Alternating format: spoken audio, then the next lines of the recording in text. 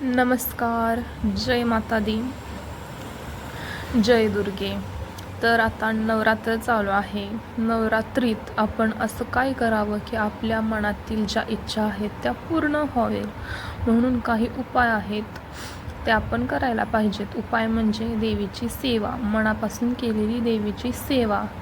तर आपण काय करू शकतो असं ते आपण पाहूया. तर पहिलं म्हणजे तुम्ही आता 4 दिवस तर अशा झालेले आहेत, पण आता तुम्ही इथून पुढे काय करू शकता, तर एक म्हणजे निगेटिव्हिटी घालवण्यासाठी तुम्ही घरात होम हवन करू शकतात. होम हवन अष्टमीला देखील करू शकता आणि नवमीला देखील करू शकता. तर तुम्हाला जेव्हा पॉसिबल होईल तेव्हा तुम्ही ते करू शकता.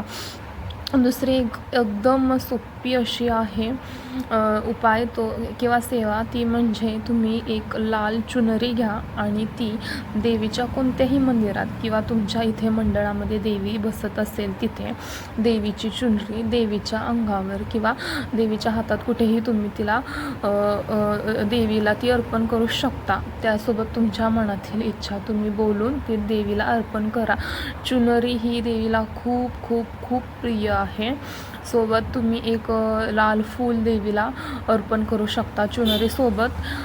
परत दुसरी एक सेवा म्हणजे देवीला तुम्ही वेणी किंवा गजरा तो तुम्ही अर्पण करू शकता. देवीला ह्या छोट्या छोट्या गोष्टी खूप प्रिय आहेत.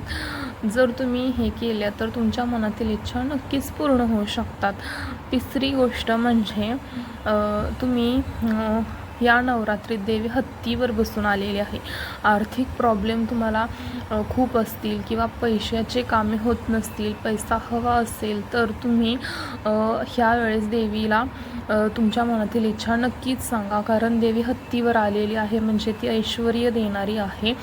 तर तुम्ही देवीला एक साधं गुलाब, त्याला गुलाबाला तुम्ही अत्तर लावून ते देवीला तुम्ही राहिलेले आता जेवढे पण दिवस आहेत तेवढे तुम्ही अर्पण करा आणि मनातील इच्छा बोलून दाखवा. तर अशा काही ह्या छोट्या छोट्या गोष्टी होत्या, त्या मी तुम्हाला सांगितल्या. तुम्ही नक्की मनोभावे देवीची अर्चना करा आणि तुमच्या सगळ्या इच्छा देवी नक्कीच पूर्ण करेल. तुम्ही मनापासून देवीला मागा, देवी नक्कीच देते. धन्यवाद.